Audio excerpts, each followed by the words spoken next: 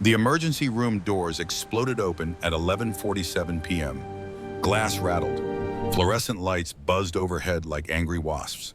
The gurney wheels screamed against polished tile as two paramedics rushed through, their faces tight with the kind of fear that comes when time runs out faster than hope. On the stretcher, Private Liam This is the Sawyer, right one. 22 years Dosage old, looks correct. Navy SEAL, 3 gunshot Airway wounds is clear, across his starting manual torso. ventilation. Blood Pulse is soaking thready. We through need field fluids now. dressings that Getting the should IV have been kit. changed Good. 20 Push minutes epi. ago. His chest rose and fell in shallow, desperate rhythm, the kind of breathing that sounds like drowning on dry land. Beside the gurney, a German shepherd, 5 years old, 70 pounds of muscle and loyalty. Military working dog designation, Ranger. The K9's eyes tracked every movement in the emergency room with surgical precision. Ears forward, body coiled, not aggressive, vigilant. The way only combat dogs can be. Dr. Brennan Ashford met them at the Trauma Bay entrance, 34 years old. Johns Hopkins graduate, 2 years in emergency medicine, skilled hands, sharp mind, 0 combat experience. That last part mattered more than anyone realized. Trauma Bay 3, Ashford called out, his voice steady but climbing an octave higher than it should. I need a central line kit rapid transfuser and get me O-negative blood, 4 units, now. The paramedics transferred Sawyer with practiced efficiency. Monitors beeped. Alarms started their symphony of warning. Blood pressure dropping, heart rate climbing, oxygen saturation falling into the danger zone. Ashford pulled on gloves. His fingers fumbled with the second one. He didn't notice. But Ranger did. The dog's nose lifted, nostrils flaring, taking in scents invisible to human perception, gunpowder residue, copper tang of blood, adrenaline sweat, and something else, something wrong. In the corner of the trauma bay behind a rolling supply cart, a woman in faded blue scrubs restocked gauze packages with methodical precision. Gray hair pulled back in a tight bun. No makeup, no jewelry except a plain silver band on her left ring finger. Work boots instead of nursing clogs. Hands that moved with unconscious economy of motion. The kind of efficiency that comes from 30 years of muscle memory. Her name tag read E. Thorne, Pharmacy Supply. Most people in the hospital didn't know her first name. Most people didn't look at her long enough to care. She was part of the background, the night shift supply clerk who kept the shelves stocked and stayed out of the way. Evelyn Thorne was 62 years old. She had not always been invisible. Ashford positioned himself at Sawyer's side, pressed his stethoscope to the young SEAL's chest, listened. His face went pale. Decreased breath sounds on the right side, he said. Possible pneumothorax. We need to. Sawyer's monitor alarm escalated. Blood pressure 60/40. Heart rate 140. Oxygen saturation 82 and dropping. He's crashing. A nurse reached for the crash cart. Another fumbled with IV bags. A third resident appeared in the doorway, froze unsure if he should enter or stay back. Ashford's hands hovered over the Sawyer's chest. Decision paralysis, the worst disease in emergency medicine. I need to intubate, Ashford said. Get me the no-wait. Central line first. We need access. Where's the ultrasound? He was doing everything by the book. Every protocol memorized. Every step practiced. But books don't bleed. Protocols don't die when you hesitate. Ranger made a sound, low, guttural, not a growl, a warning. Then the dog moved, not toward the gurney, away from it, across the trauma bay floor with purpose that silenced every person in the room. Past nurses, past the crash cart, straight toward the supply cart in the corner. Straight toward Evelyn Thorne. She had stopped restocking. Her hands had gone still 30 seconds ago. Her eyes had locked onto Sawyer's chest, reading the wound pattern, calculating angles, seeing what the monitors couldn't show. Ranger reached her, sat down, slowly, deliberately raised his right paw. The room froze. Every doctor, every nurse, every technician stopped moving, because what they were watching didn't make sense. Military working dogs didn't salute strangers. They saluted commanders, officers, people who had earned the right to that gesture through blood and fire. Evelyn looked down at the dog. Her face showed nothing, but her right hand moved, just slightly, an acknowledgement invisible to anyone who hadn't spent time in the field. Ma'am, Ashford's voice cut through the silence. I don't know who you are, but I need you to step back. This is a sterile. Evelyn walked past him. Not fast, not slow, just inevitable. The way a tide comes in regardless of what stands on the shore. She reached Sawyer's gurney, placed 2 fingers on his neck. Carotid pulse. then moved her hand to his chest, palm flat, feeling for the rise and fall, the symmetry, the truth beneath the skin. "You're losing him," Evelyn said. Her voice was quiet, not soft, quiet the way a sniper's breathing is quiet before the shot. Ashford stared at her. "Ma'am, I'm going to have to ask you to." His right lung has collapsed. Evelyn's eyes never left Sawyer's chest. "Tension pneumothorax. You missed it because you were listening with a stethoscope in a room full of alarms. You need to decompress. Now." "I was about to, You were about to intubate a patient with a collapsed lung that would kill him in 90 seconds. The monitor screamed. Blood pressure 58/38, heart rate 150, oxygen saturation 79. Ashford's face went from pale to white. "I need a chest tube kit." "No time." Evelyn turned to the nearest nurse. 14-gauge angiocath, betadine, now." The nurse looked at Ashford. Ashford looked at Evelyn. The monitor kept screaming. Evelyn's hand shot out, not violent, just fast, precise. She took the angiocath from a tray before anyone could stop her, tore open the package with her teeth, poured betadine over her hands. 3 seconds of preparation. Most doctors would need 3 minutes. She found the second intercostal space by touch. No ultrasound, no measuring, just muscle memory from 1,000 field operations where ultrasound meant death because it took too long.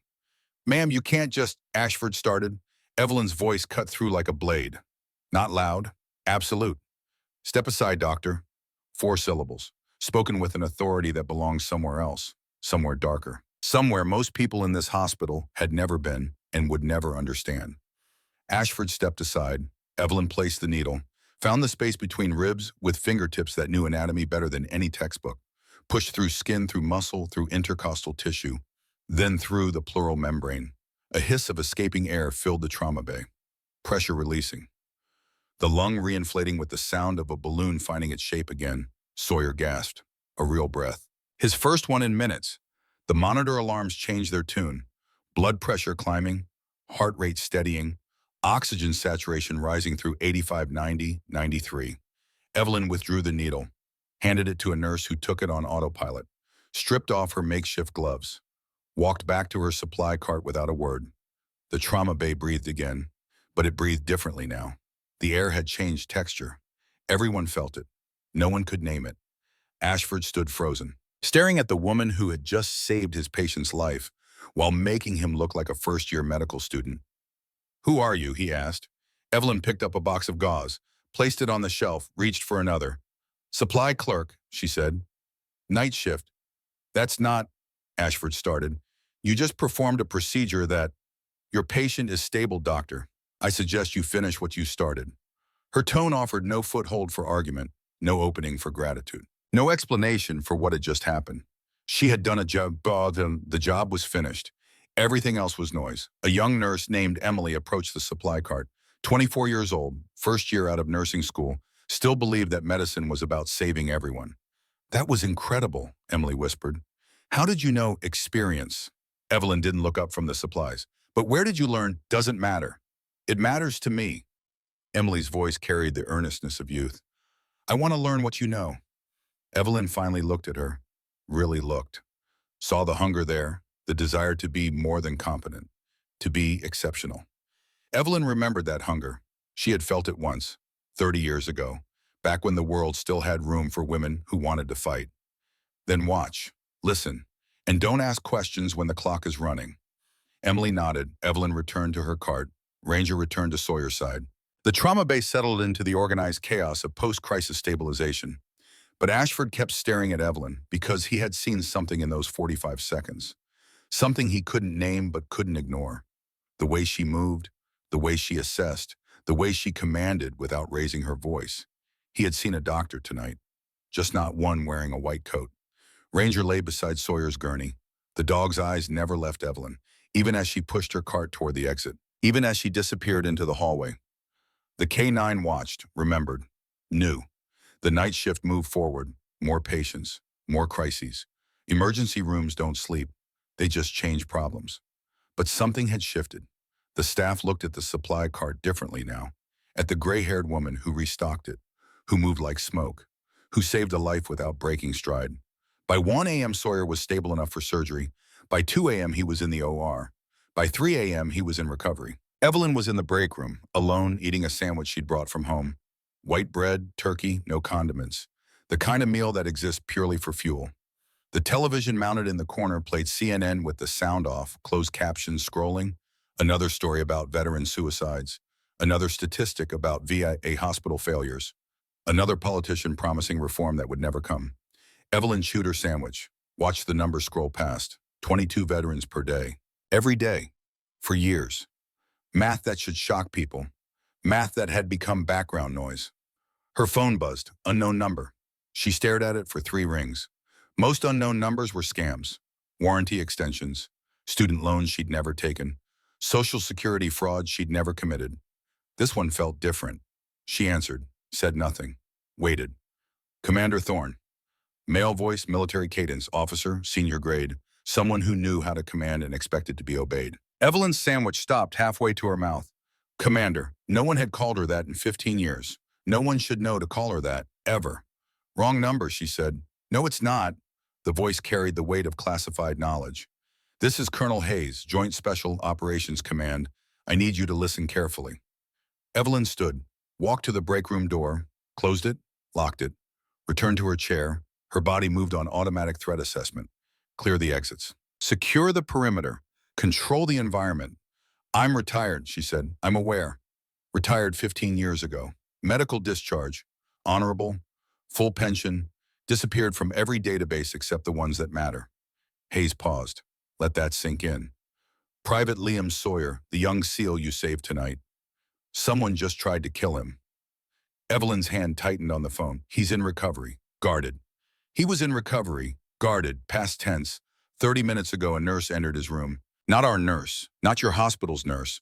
Someone wearing scrubs and carrying credentials that should have worked. Should have. The guard noticed her hands. Wrong calluses. Wrong scars. Wrong muscle development. He challenged her. She ran. We found a syringe in the IV port. Succinylcholine. Untraceable if it works. Fatal if it works. We got lucky. Evelyn's mind was already moving through scenarios. Attack in a guarded hospital room. Professional. Insider knowledge. Access to credentials. This wasn't random. What was Sawyer's mission, she asked. That's classified. Then why are you calling me? Hayes let the silence stretch. Evelyn waited. She had learned patience in places where impatience meant death. Because Sawyer is asking for you, Hayes finally said. He won't talk to our medics, won't talk to our officers. He keeps saying one thing, the woman with the bone. The woman the dog saluted. He wants her. I don't know him, but Ranger knows you. Evelyn closed her eyes. Ranger, 5 years old now. She had last seen that dog as a 1-year-old pup in Afghanistan. 2006. A different war. A different world. She had pulled shrapnel out of the dog's hind leg with forceps and morphine and prayer. Had named him Ranger because he needed something solid to answer to. Something that meant he was more than meat and fur and military equipment. The dog remembered, after 18 years, through different handlers, different continents, different lives. Dogs remember who saved them. Where is Sawyer now? Evelyn asked. Undisclosed location. Off book. We're treating this as a compromised asset with insider threats, which means we can't use normal channels. Can't trust the hospital. Can't trust the system. You want me to what, babysit? I want you to keep him alive until we figure out who burned him and why. Hayes' voice hardened. You're not on any active roster. You're not on any pension list that matters. You're a ghost commander, which makes you the safest person in Oregon right now. Evelyn looked at the television, at the veteran suicide number scrolling past. 22 per day, every day. One more soldier with a target on his back. One more casualty in a war most people didn't know was still being fought. When do I start? She asked. Now, we're sending a car, black SUV, tinted windows. Driver will say ghost protocol. You say Ranger qualified. Then you go. I have a shift tomorrow. Call in sick. I don't call in sick. Then quit. Either way, you're not going back to that hospital. Hayes paused. Commander, I know what I'm asking. I know you left for a reason. I know you built a life that doesn't include this. But Sawyer is 22 years old. He's SEAL qualified. He's Ranger qualified. And someone with access to classified databases wants him dead. I need someone I can trust. Someone who knows how to fight. Someone who remembers what it means to leave no one behind. Evelyn stared at her sandwich. White bread, turkey, no condiments, A life of careful routine. Invisible. Safe. Boring. The life she had chosen after too many years of blood and fire and brotherhood that ended in caskets. She had buried her husband 3 years ago. PTSD pills. A final exit that looked like an accident but wasn't. She had watched her daughter deploy to the same war zones that had broken her father. She had spent 15 years trying to be normal, trying to be small, trying to disappear into the background of a world that didn't want women like her anymore. But some things don't disappear. They just wait. "I'll be outside in 5 minutes," Evelyn said. She hung up, threw her sandwich in the trash, walked to her locker, opened it, stared at the contents. Spare scrubs. A photograph of her daughter in uniform. A photograph of her husband before the war broke him. A photograph of her old SEAL team. 8 people, 5 dead, 2 missing. Her. At the bottom of the locker, wrapped in a towel, a knife. 4-inch blade. Fixed. Tanto point. She had carried it through 3 wars. It had saved her life 11 times. She had promised herself she would never carry it again. She picked it up, felt the weight, the balance. The memory of muscle movement that came flooding back like water breaking through a dam. Some things you never forget. You just pretend you did. Evelyn changed out of her scrubs, into jeans, a dark hoodie, work boots with steel toes. She clipped the knife to her belt. Inside the waistband, hidden, old habits, old reflexes, old ghosts waking up and stretching and remembering how to walk. She left through the staff exit. The cold November air hit her face. Portland at 3 a.m. wet streets. Empty sidewalks. The kind of darkness that feels different when you're not afraid of it. A black SUV idled at the curb. Tinted windows. Government plates hidden behind dealer frames. The driver's window rolled down. Man in his 40s. Military haircut. Operator eyes. He looked at Evelyn. Waited. "Ghost protocol," he said. "Ranger qualified," Evelyn replied. The locks clicked. She opened the back door, slid inside. The door closed. The SUV pulled away from the hospital. From her life. From the safety of invisibility. Evelyn looked out the window at the city passing by. Streets she had walked for 15 years. A life she had built from silence and routine and deliberate smallness. That life was over now. She could feel it. The shift, the change, the old skin cracking open. Something underneath that had been sleeping. Dormant, waiting for the call that always comes, because some people are built for war, and war always finds them, even when they hide, even when they pretend, even when they spend 15 years stocking shelves and keeping their heads down and hoping the world forgets. The world never forgets. It just waits for you to remember.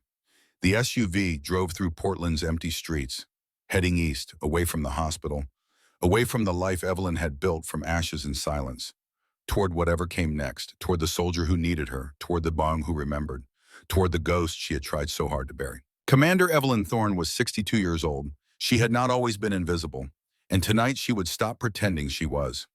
The SUV drove for 40 minutes through streets that grew progressively darker and emptier, past the suburbs, past the industrial parks, into the kind of neighborhood where streetlights flickered more than they illuminated, and buildings wore their abandonment like old scars. They stopped in front of what had once been a Veterans Affairs hospital wing, built in the 70s, closed in the 90s. Left to rot while politicians argued about budgets and veterans died waiting for care that never came. The driver spoke for the first time since leaving the hospital. 3rd floor, room 317, 2 MPs at the door. "They're expecting you." Evelyn opened her door, stepped into the cold. The SUV pulled away before she could close it. Gone, as if it had never existed. That was how black operations worked. No paper trail, no witnesses. Just ghosts moving through the dark. The building's front entrance had been pried open. Recently, the lock showed fresh damage. Someone had wanted this place accessible but not obvious. Evelyn pushed through. Her boots echoed on tile that hadn't been cleaned in 20 years. Graffiti covered the walls. Tags from kids who thought abandoned buildings were playgrounds. They had no idea what this place had been, what it had meant. How many men had died here waiting for a country to remember them? She found the stairs, climbed. Her knees protested but held. 62 years old. Her body kept a ledger of every mission, every jump, every forced march. But bodies were like weapons. Maintenance mattered more than age. 3rd floor. The hallway stretched into darkness. Emergency lighting had been rigged. Battery-powered LEDs casting harsh shadows. Professional work. Military work. Someone had secured this location properly. Two MPs stood outside room 317, both young, mid-20s, armed, alert. They watched Evelyn approach with the wariness of soldiers who had been told to expect trouble, but not told what kind. "Commander Thorne," the taller one said. Not a question. Recognition. He had been briefed. "Private Sawyer inside," Evelyn asked. "Yes, ma'am. Stable. Scared. Won't talk to anyone except the woman who saved him. And Ranger?" "With him. Dog won't leave his side." Evelyn nodded. The MP opened the door. She stepped through. The room had been a patient ward once. 6 beds.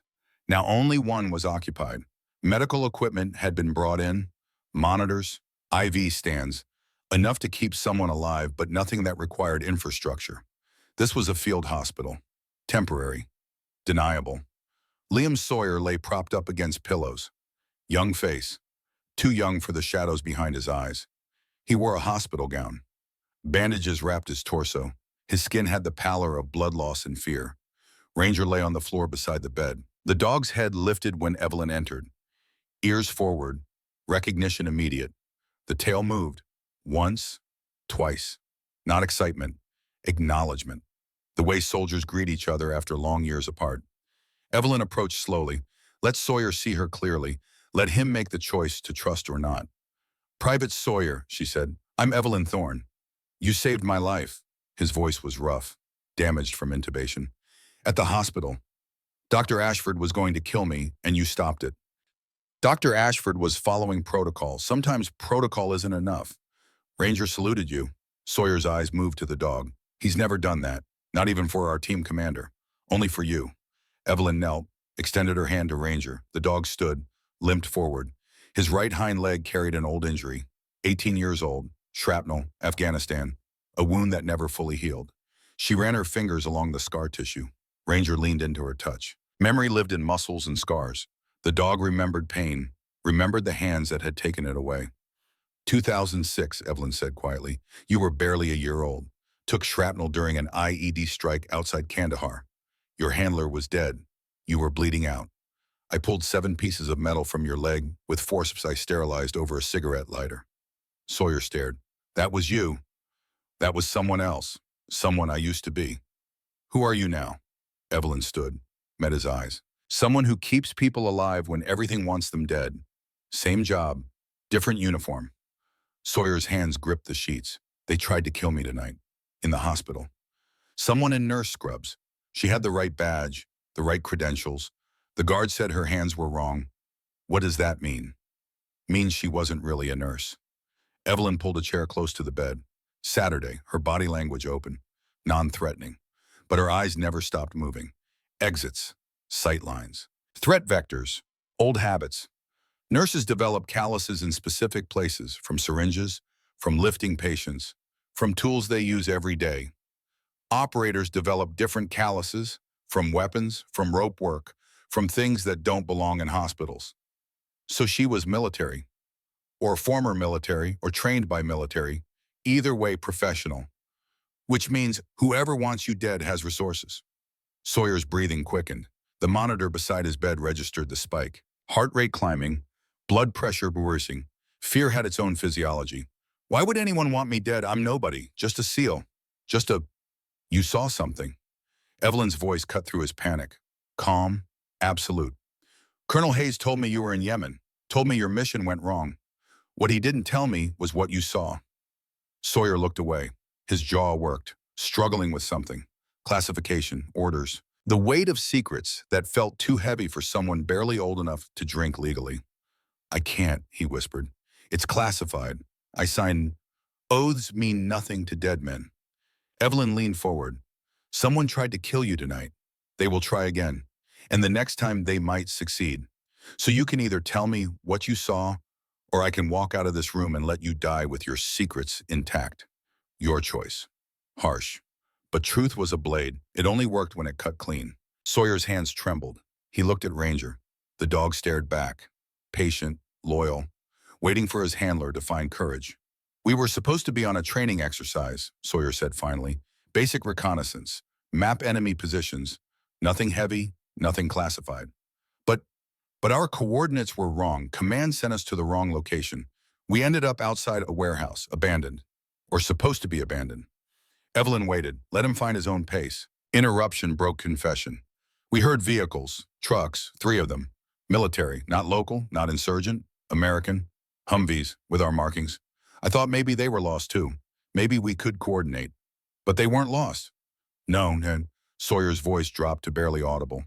They were making a delivery. Crates, medical equipment, surgical kits, hospital supplies, expensive stuff, military grade. I saw the inventory labels. Everything was supposed to go to field hospitals, to our people. But it didn't. It went to the warehouse, to people who weren't military, civilians, foreign. They paid American dollars. A lot of them. I saw one of our officers counting it, splitting it, passing it out to the drivers. Evelyn felt the pieces clicking into place. Medical supply theft, black market sales, a supply chain that stretched from manufacturers to military hospitals to foreign buyers willing to pay triple the price. And somewhere in that chain, people were making fortunes while soldiers died from equipment shortages. How much? She asked. The transaction I saw $500,000, but that was one delivery. The officer said they'd been running it for 2 years. Multiple times per month. Do the math. Evelyn did the math. $12 million minimum, probably more. Enough money to kill for. Enough money to corrupt entire chains of command. Did they see you? I don't think so. We pulled back. Reported it up the chain. Standard procedure. Sawyer laughed. Bitter. Broken. Standard procedure. That's what got me killed. You're not dead yet. But they tried, which means someone in my command knows what I reported. Someone who's part of it. Someone who saw my report and decided I was a problem. Evelyn stood, paced. Her mind was working through networks, access points. Who had authority to see mission reports? Who had authority to alter them? Who had authority to send hit teams to hospital recovery rooms? The officer you saw in Yemen, did you recognize him? No, wrong unit, wrong branch. He was Navy but not SEAL. Medical Corps. I remember the insignia. Medical Corps, hospital administration, supply chains. The pieces were forming a picture that Evelyn didn't like. Her phone buzzed. She pulled it out. Text from an unknown number. Turn on the news. She found a television in the corner, ancient. Probably hadn't worked in years. But someone had rigged it, connected it to a laptop. Military-grade encryption visible on the screen. She powered it on. Local news. Portland Station. Breaking story. The headline made her blood stop. Mercy General Hospital Administrator found dead. Apparent suicide. The screen showed David Crane's face. The same man who had threatened to fire her this morning. Who had told her she was too old. Too obsolete. Too much liability. Dead. 12 hours later. Ruled suicide before the body was cold. Evelyn's phone buzzed again. Colonel Hayes calling. She answered. I'm watching. It's not suicide, Hayes said. Crane was murdered, made to look like suicide. Same people who tried for Sawyer. Why Crane? Because he knew. He was the hospital administrator. He signed off on every shipment, every transfer, every piece of equipment that went missing. He was part of the network. Then why kill him? Because Sawyer survived. Because you saved him. Because the operation is burning and they're cleaning up loose ends. Hayes paused. Crane was loose end number 1, you're loose end number 2. Evelyn looked at Sawyer, at Ranger, at the room that was supposed to be safe but was just a coffin waiting to close. How many people know I'm here? She asked. 3. Me, the 2 MPs outside that door, and whoever hacked our secure communications 6 hours ago.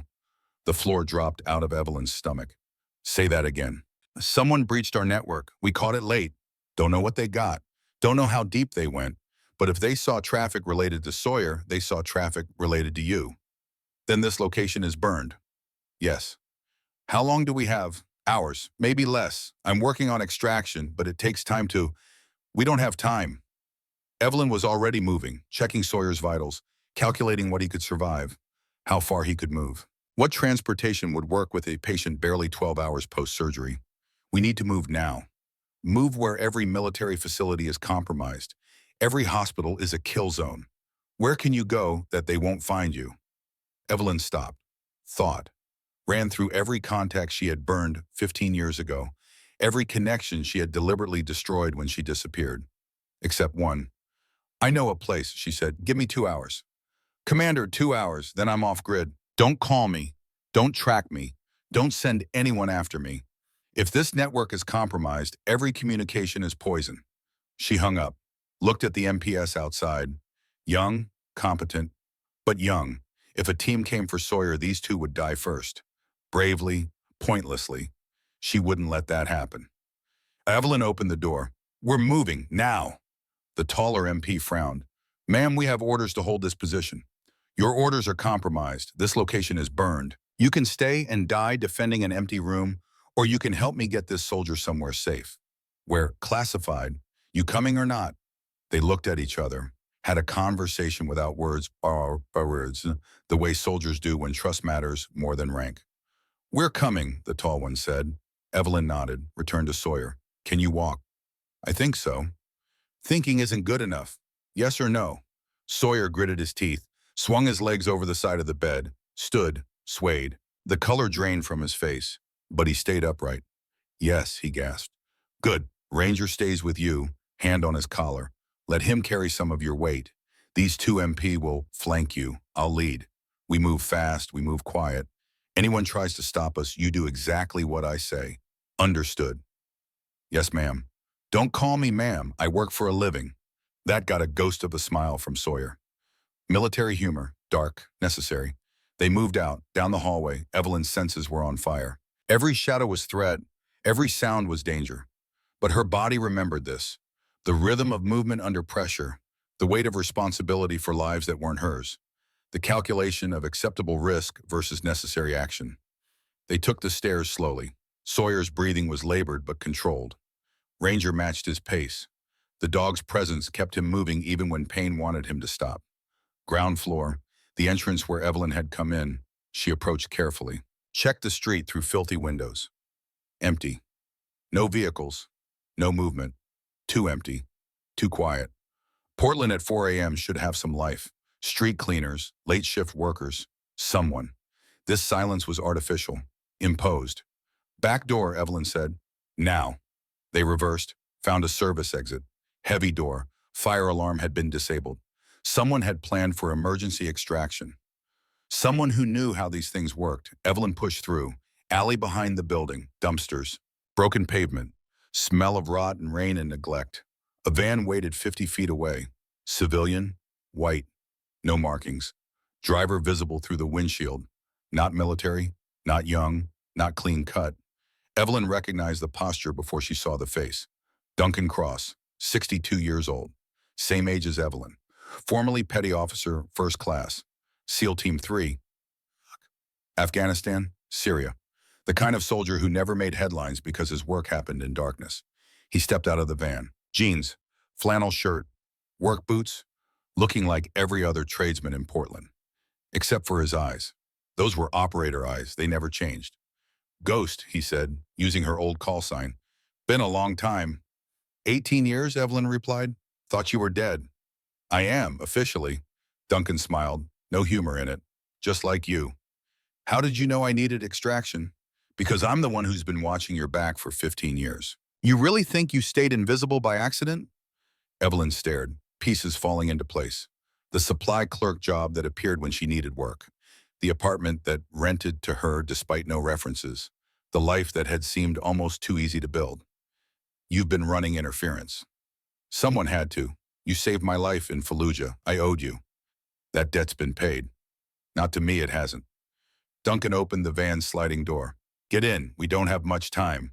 The MPS helped Sawyer into the back. Ranger jumped in after.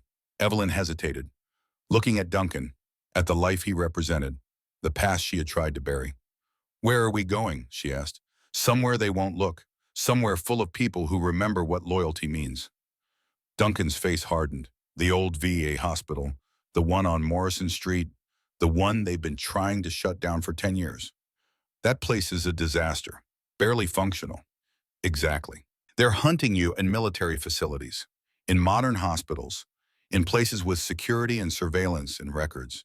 They won't think to look in the place everyone's been ignoring. Evelyn climbed in. The door slid shut. Duncan got behind the wheel. The van pulled away from the abandoned building. Into streets that were starting to wake up. Early morning traffic, delivery trucks. The world pretending yesterday's violence didn't happen because tomorrow would bring more. Inside the van, Sawyer leaned against the wall. Ranger pressed against his leg. The two MPs sat ready. Weapons visible now. No more pretending. Evelyn's phone buzzed. She pulled it out. Text from unknown number. "We know where you are. We know where you're going. You can't hide. And everyone who helps you will die with you." She showed it to Duncan. He read it. His jaw tightened. Escalation.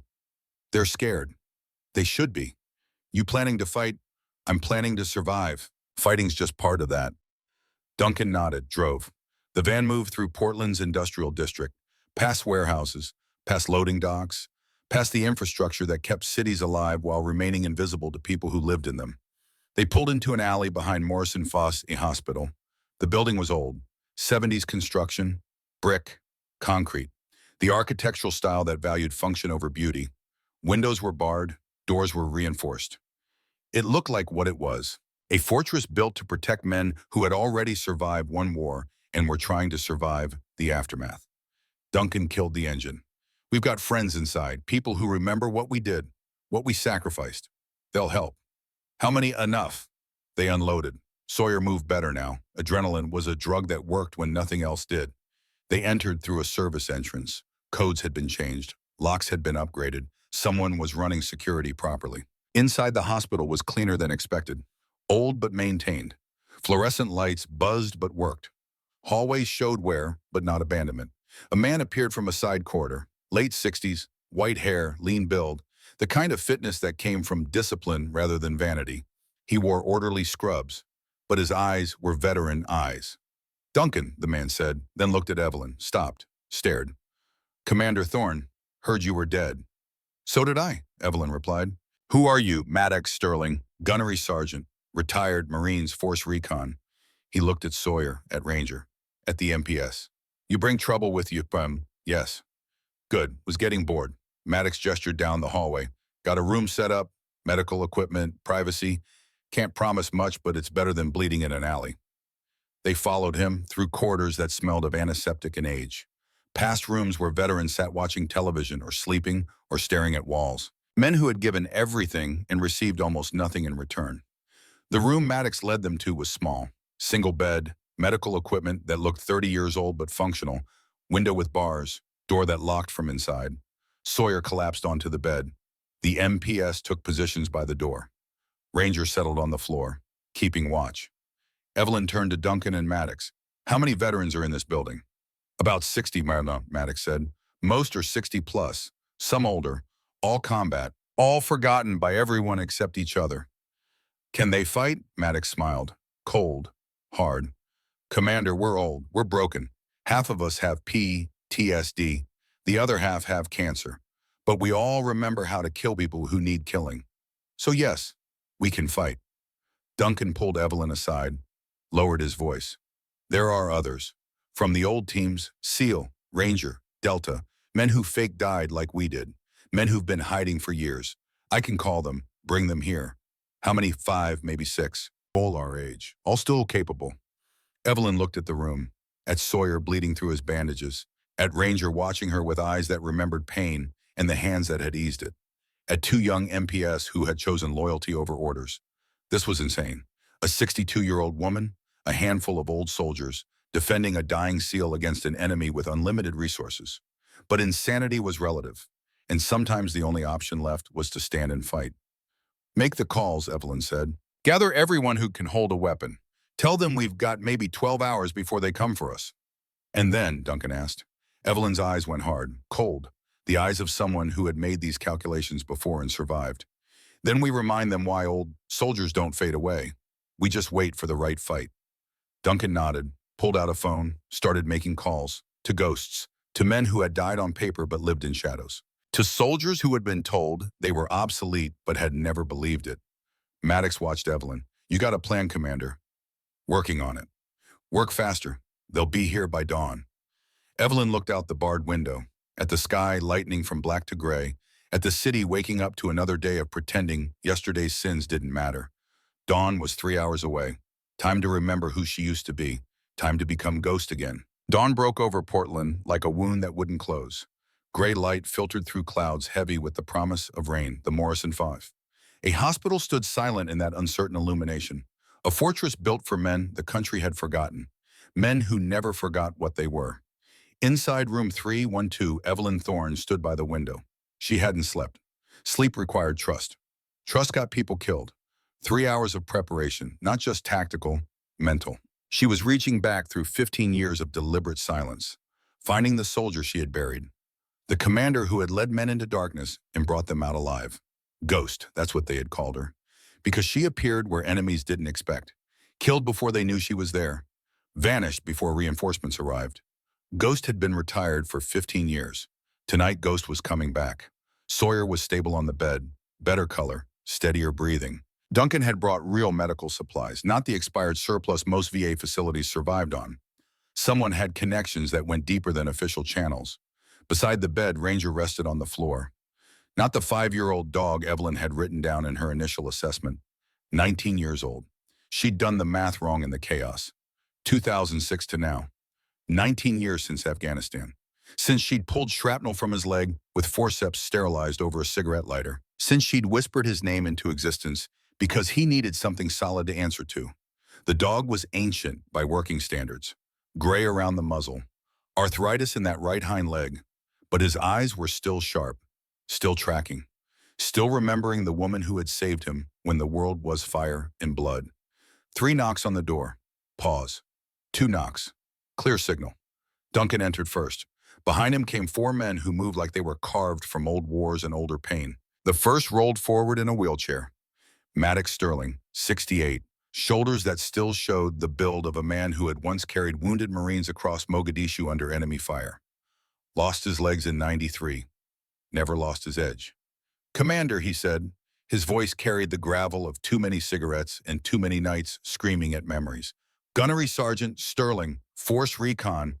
If they come, they'll learn why old Marines don't die. We just reload." A Remington 87012 gauge rested across his lap like an old friend. The second man was tall, 71, Garrett Kane, white beard trimmed to military precision, Master Sergeant, Army Rangers, Explosives Ordnance Disposal. 30 years dismantling bombs. Tonight he'd be building them again. Third was Silas Harding, 65, Native American, Technical Sergeant, Air Force Pararescue. He hadn't spoken yet, didn't need to. His hands did his talking, checking gear, assessing angles, calculating fields of fire with the quiet efficiency of a man who had jumped into hostile territory to save pilots while everyone else was running away. The fourth man looked like death was negotiating terms. Tobias Reed, 73, skin stretched over bones, eyes carrying the yellow tint of organ failure. Senior Chief, Navy Corpsman, Stage 4 pancreatic cancer, 6 months left, maybe less. He extended a skeletal hand to Evelyn. "Figure I'm dying anyway, Commander. Might as well die standing up instead of lying down full of morphine." Evelyn took his hand, felt bone through paper-thin skin, felt strength that had nothing to do with muscle mass. "You understand what's coming?" she asked them all. "Professional contractors? Young, fast, well-armed, body armor, night vision. They will try to kill everyone in this building." "Been a while since anyone tried to kill me," Maddox said. "Was starting to think people forgot I existed." Garrett nodded. "Dying of boredom beats dying of old age." Silas said nothing, just checked his knife. Old, carbon steel, the kind that had opened more than letters. Tobias smiled with no teeth showing. "I'm already a dead man. They're just showing up late to collect." Duncan spread blueprints across the table. Morrison Fava Hospital, 4 floors, east and west wings. Too many entry points for 5 old men and 2 young MPs to defend.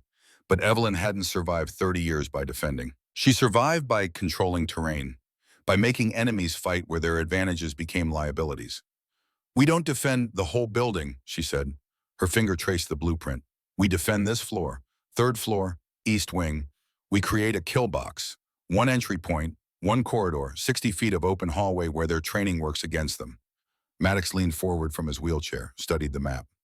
60 feet, 12 wide, no cover. "Anyone comes through that stairwell door walks into a shooting gallery." "Exactly.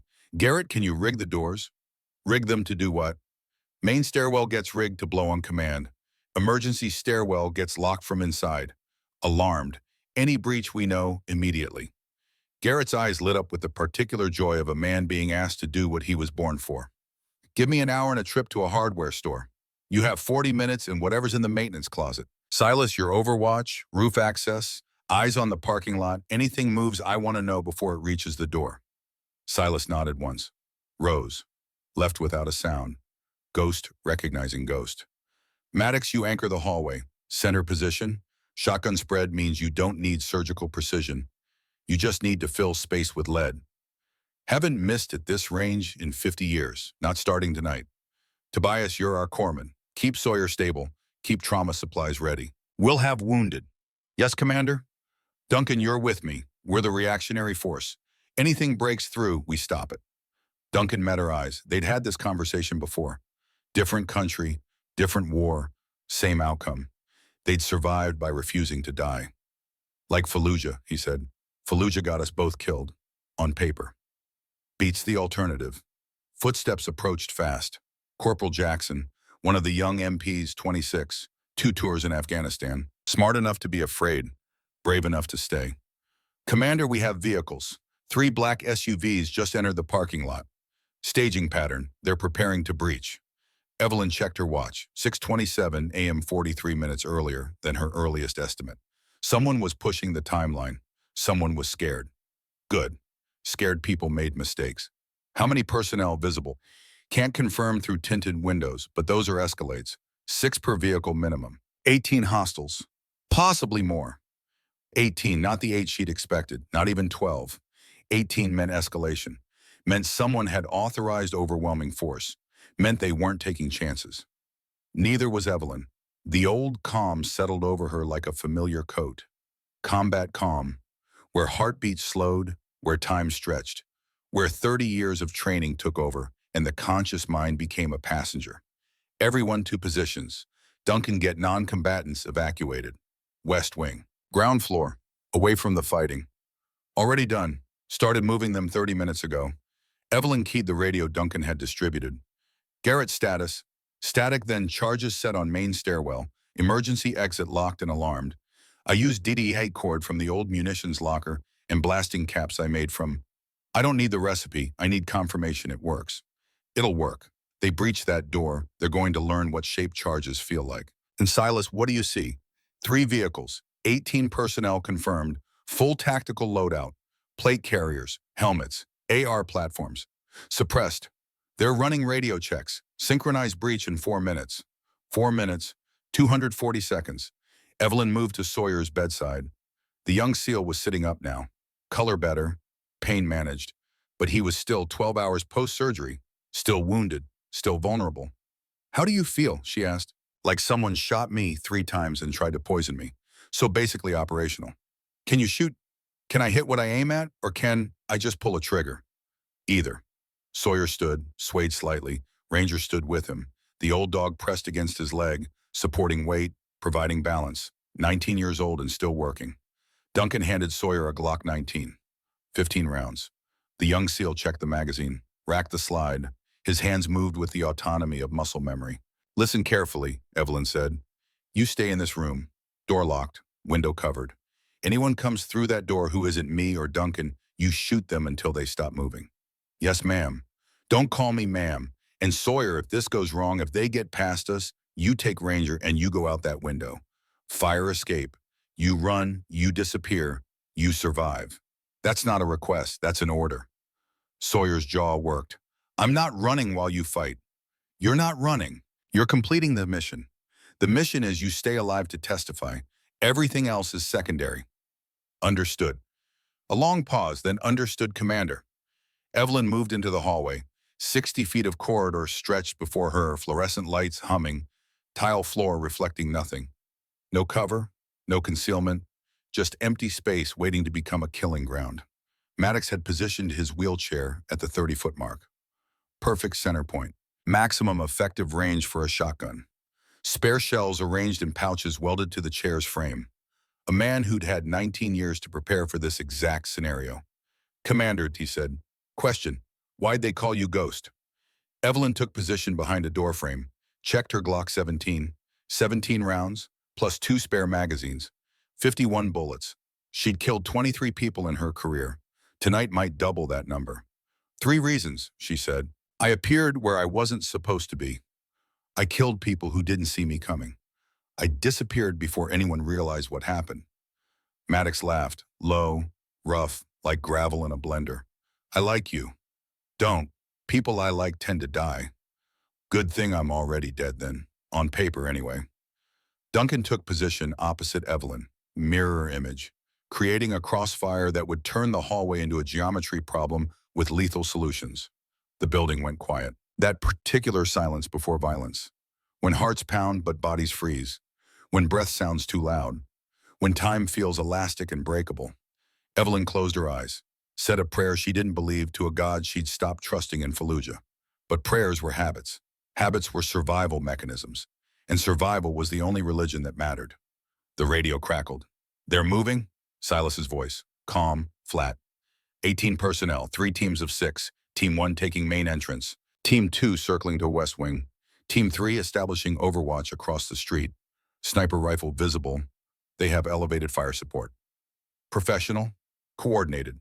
These weren't private security guards playing soldier.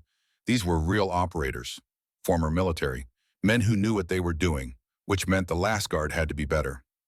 Garrett, Evelyn said, how long until Team 1 reaches your door? 2 minutes, maybe 90 seconds. They're fast. Let them in. Let them commit. Let them get halfway up those stairs before you blow the charges. I want survivors. Survivors can talk. Copy that.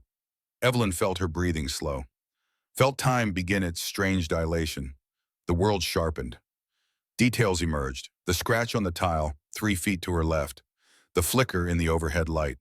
The smell of industrial cleaner and old coffee and fear sweat. Duncan caught her eye across the hallway. Gave a small nod. Not confidence, acknowledgement. They'd been here before. Different country, different enemy. Same math. Kill or die. Survive or don't. They'd chosen survive before. They'd choose it again. Footsteps echoed up the stairwell, multiple boots, moving fast, tactical spacing, professional entry technique.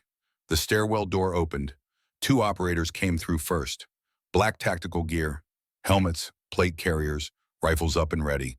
They flowed into the hallway with practiced efficiency. Cleared left, cleared right. Saw Maddox in his wheelchair 60 feet away.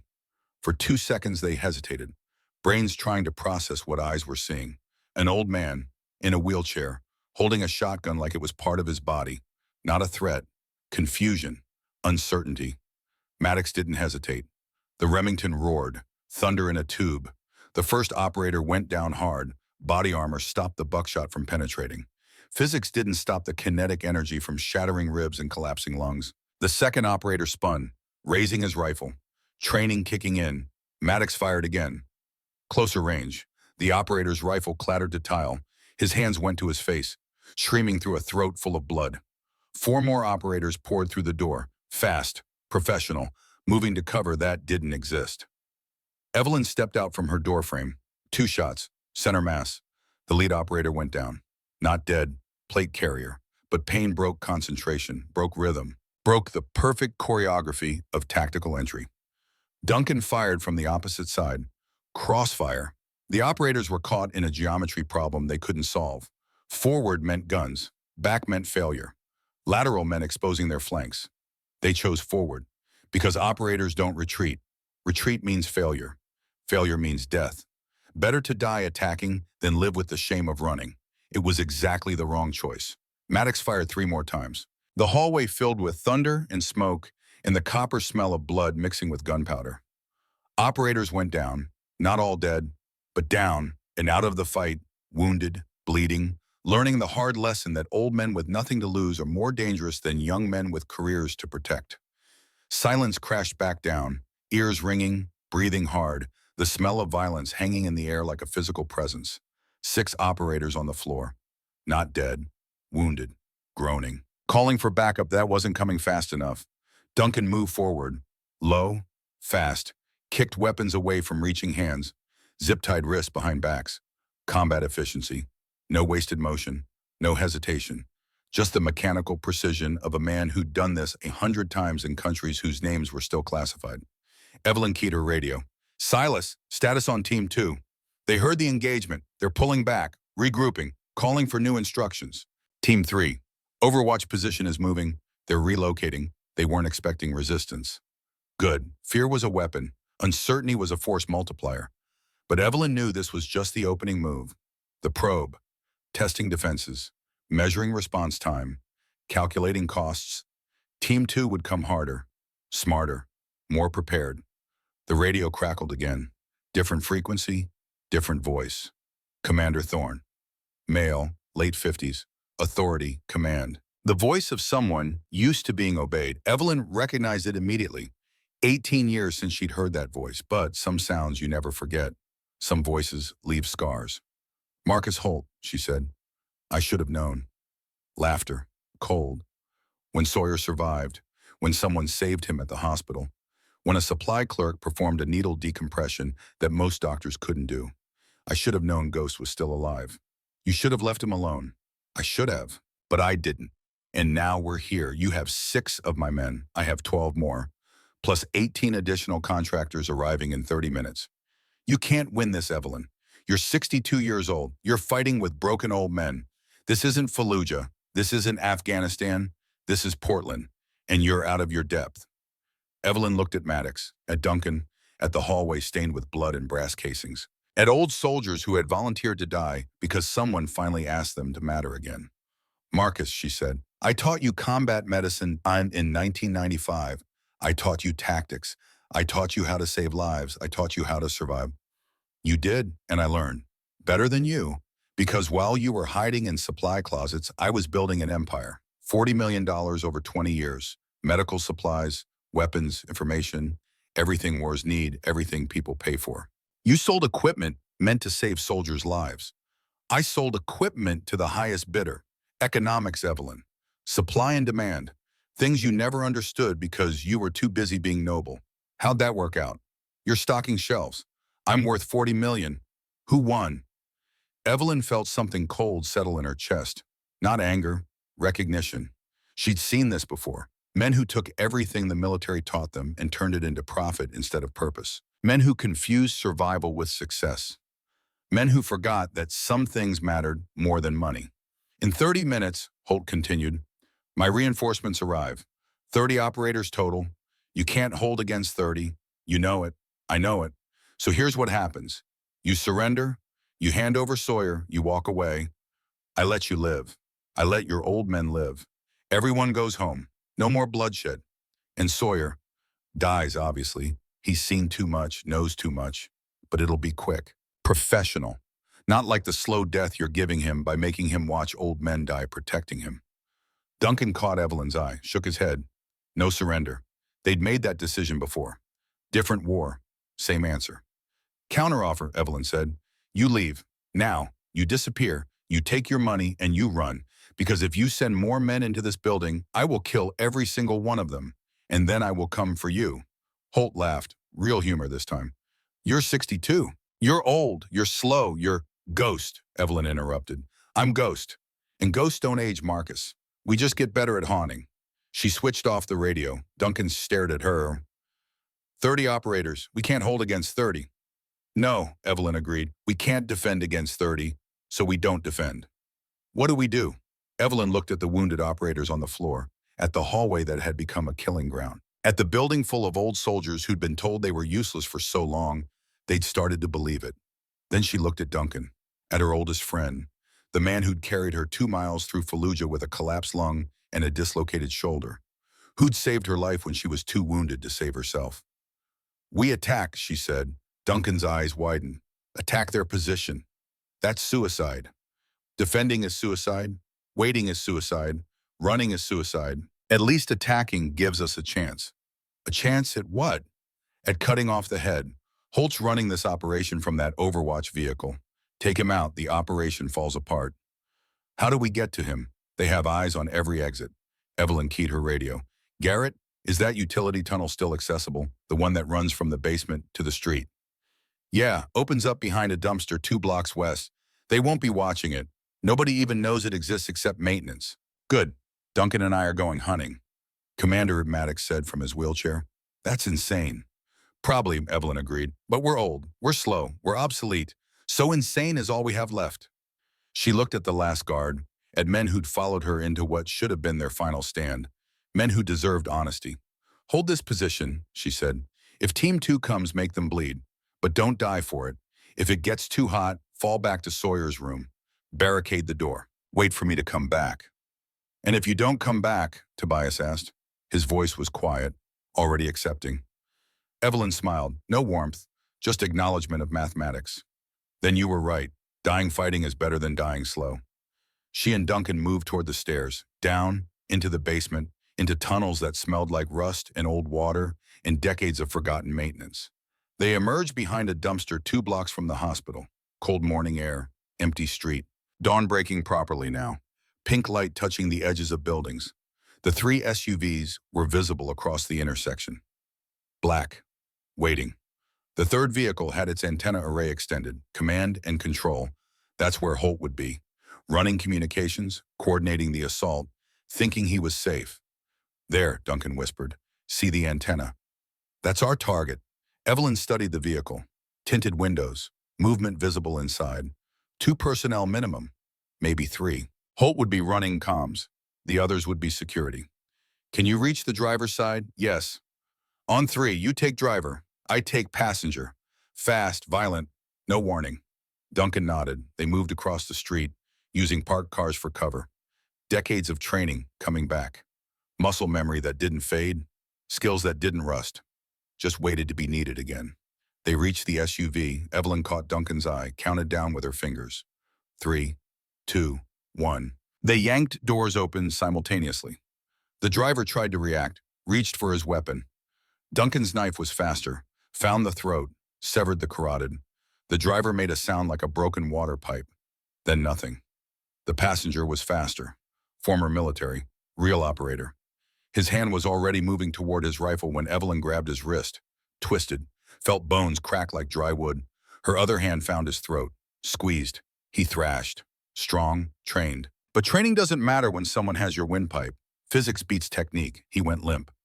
In the back seat, Marcus Holt stared at her. 58 years old, gray hair, hard face carved from 30 years of operating in shadows.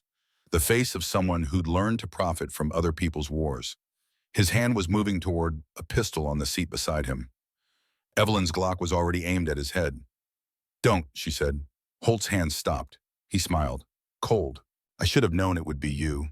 When Sawyer's report came through, when someone saved him at the hospital. I thought maybe Ghost was still out there, still alive, still playing hero." "You were my student," Evelyn said. Her voice was flat, empty of everything except disappointment. "SEAL training, 1995. I taught you combat medicine, taught you tactics, taught you how to save lives." "You taught me how to survive," Holt corrected. "And I learned, better than you, because you stopped. You hid. You pretended you were just a supply clerk. But I kept going. I adapted. I evolved. $40 million, Evelyn. That's what evolution looks like. You sold equipment meant to save soldiers. I sold equipment to whoever paid most. That's called economics. That's called reality.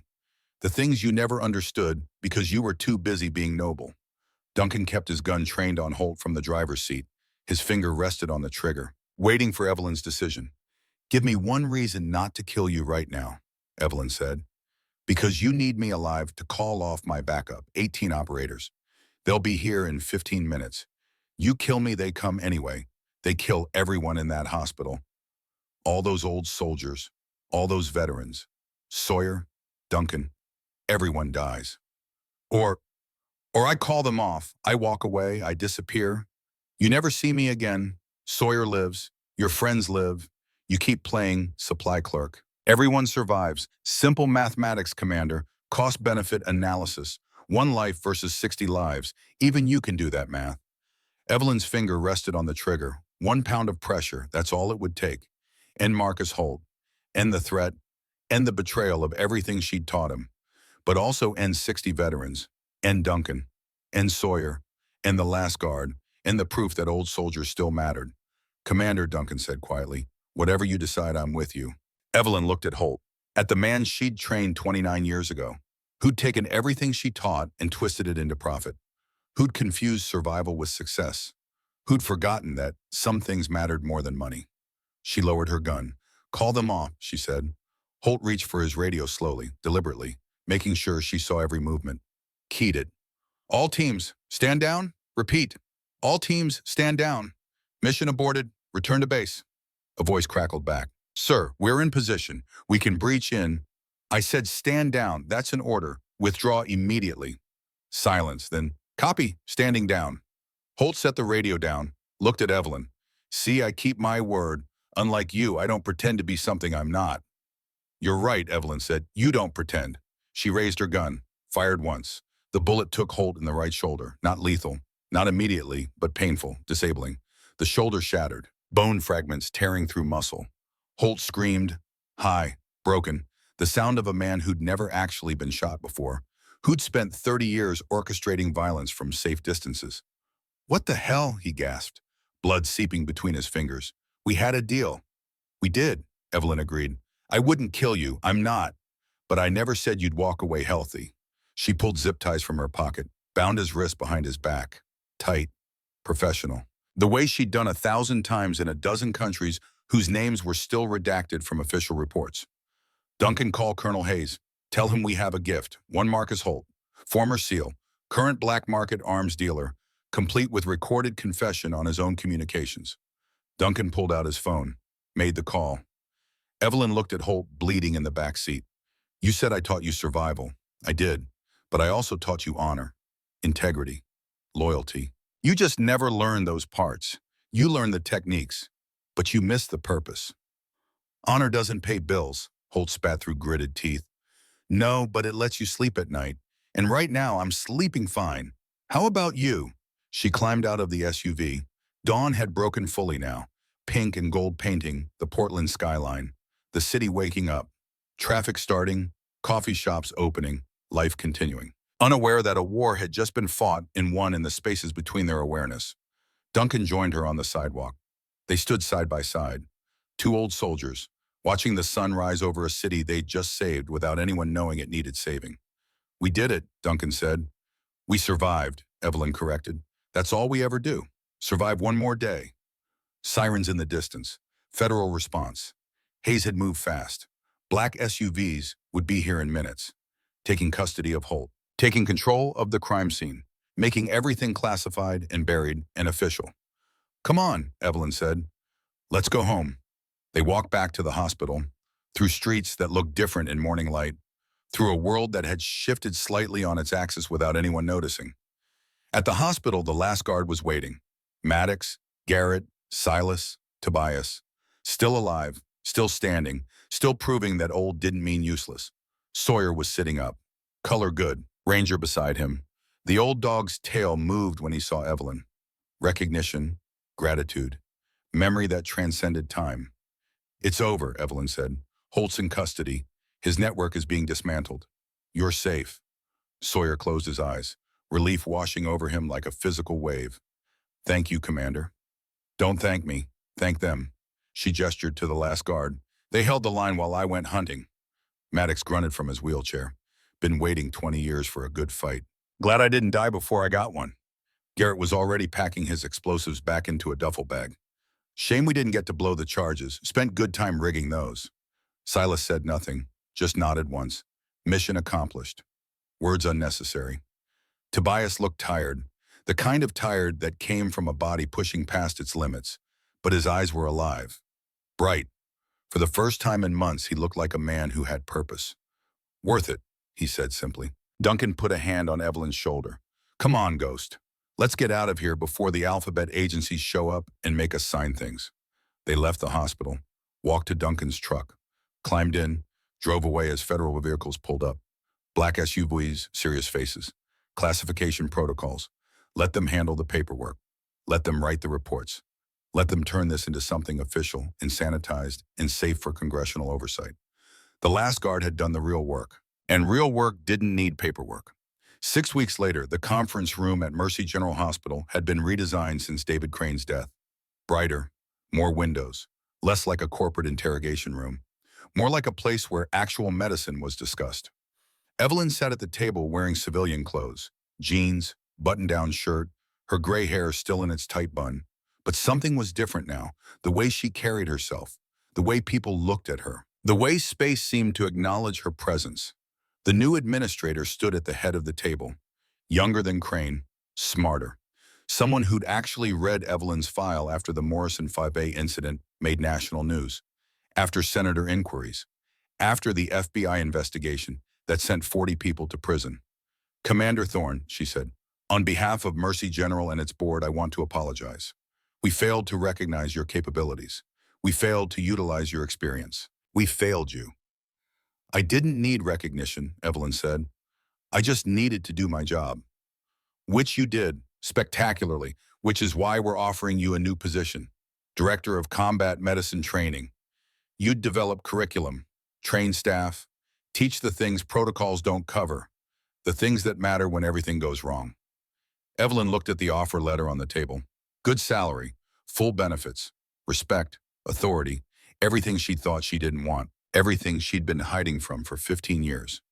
What about supply clerk, she asked. We'll find someone else to stock shelves. We need you teaching. Because what you did, what you and those veterans did, that needs to be remembered. That needs to be taught. That needs to be passed on before it's lost. Evelyn picked up the offer letter, read it carefully. Thought about 15 years of invisibility, of hiding, of pretending to be small and unimportant and forgettable. Thought about Sawyer, about Ranger, about the last guard, about old soldiers who'd been told they were useless so many times they'd started believing it, until someone asked them to matter again. I'll do it, she said, on one condition. Name it. I bring my own instructors. Duncan Cross, Maddox Sterling, Garrett Kane, Silas Harding, Tobias Reed, the veterans from Morrison 5A, they teach too. The administrator didn't hesitate. Done.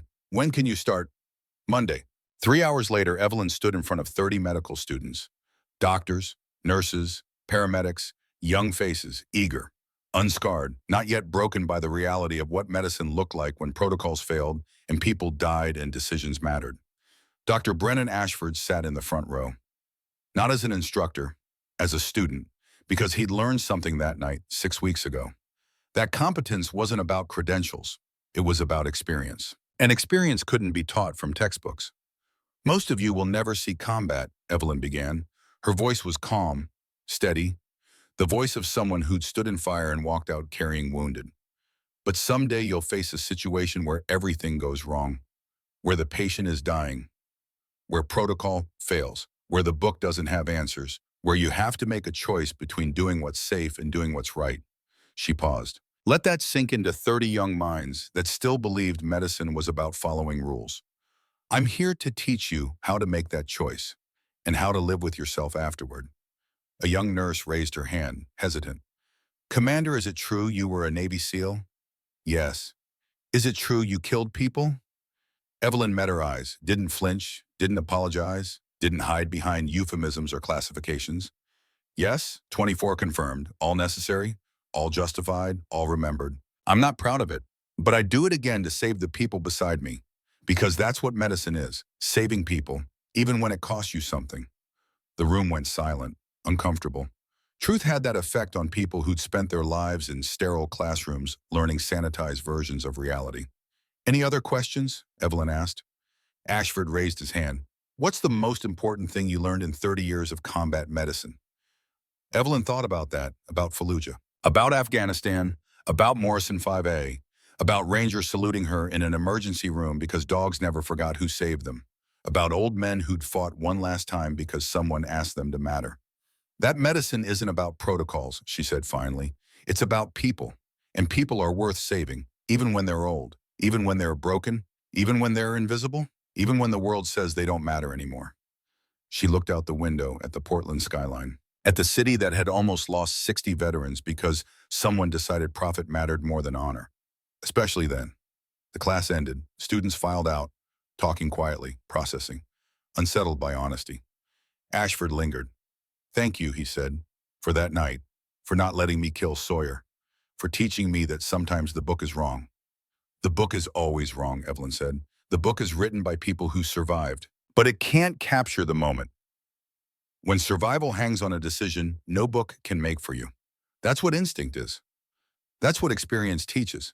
How to make that decision faster than thought. Is that what you did in the hospital? Every day. For 30 years. And I'm still here, so it must have worked. Ashford nodded, left, his footsteps echoing in the empty classroom. Evelyn gathered her notes, walked to the parking lot. Duncan was waiting, leaning against his truck. Flannel shirt, work boots, looking like every other tradesman in Portland except for the way he stood. Alert, aware, ready.